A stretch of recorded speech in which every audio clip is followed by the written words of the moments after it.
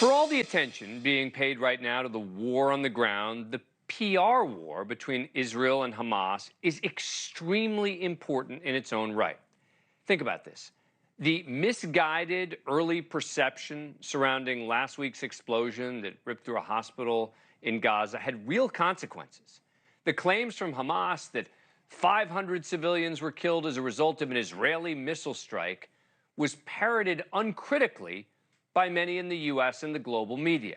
Now, these claims were eventually debunked, but not before Palestinian leader Mahmoud Abbas canceled a planned meeting with President Biden during his trip to the Middle East, and Jordan's King Abdullah canceled a summit at which Biden was slated to meet with Abbas, as well as the president of Egypt.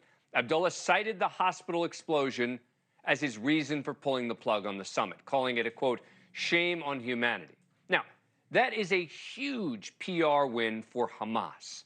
By spoon-feeding the media some totally false information, they got two key leaders in the region to snub the American president. And that is part of the problem for Israel in fighting this critical public relations battle. They're up against an adversary that has repeatedly shown no regard whatsoever for presenting the truth.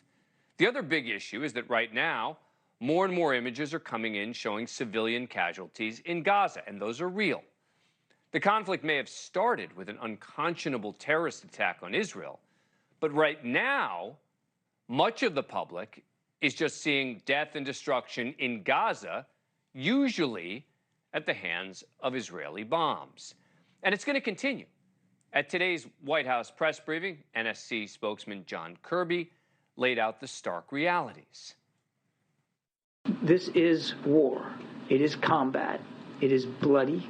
It is ugly, and it's going to be messy. And innocent civilians are going to be hurt going forward. I wish I could tell you something different. I wish that wasn't going to happen, but it is going to happen. He's right. Those messy, ugly images are going to be presented every day. So, in spite of that, how can Israel keep the public on its side, both in the United States and at least try around the world? Let's ask Noa Tishby. She was appointed the first ever Israeli special envoy for combating anti-Semitism and the delegitimization of Israel. Thanks so much for coming on the show. Really appreciate it. So let me just ask you that big picture question. How can Israel continue to fight this PR war considering the images that are going to be coming out of Gaza? So first of all, Israel, first and foremost, is engaged in war that it did not start, it did not want, and it is going to win, just like every other war that Israel's past. The thing is this, we have to understand that these are not two equal sides to the same story. We're talking about one side, which is democracy, which has checks and balances and has freedom of speech and has human rights protection and is considering the free press something that is pivotal and paramount to its existence. And we have the other side, which is a terrorist organization that it doesn't care to lie. So when we see the push notification for all these outlets around the world that talking immediately about 500 people dead in an attack, an Israeli attack on Gaza, and they go out to the entire world, they have to understand the media needs to take pause and realize that they cannot take Hamas's word at all. Israel is going to continue fighting the PR war, but first and foremost, Israel has to win over this enemy that showed a clear intention in destroying her. Look, to be clear, I was very critical of the media coverage the day it happened.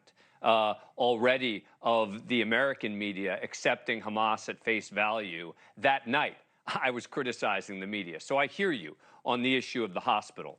But there is the reality, right, that civilians are going to be killed in Gaza. And there are going to be images and pictures. And Hamas is going to try to use it to its advantage. And their allies are going to try to use it to its advantage. And my concern is that even in the United States, right, where there's overwhelming support right now for Israel, that could fade. And I don't know that there's a good answer to this question. But is there anything that Israel can continue to do to combat that, in addition to trying to do what they can on the ground, right, to target as much as they can Hamas, but then when it comes to dealing with the pictures, the images, How do they combat that? People need to remember that Israel gave the Gazans 2 days to leave. Hamas didn't give Israelis 2 minutes. So this is the humanitarian thing to do, to warn the Gazan people, get out. It's not easy, but this is what war is like. Thank you for watching. Go to newsnationnow.com to find NewsNation on your cable provider.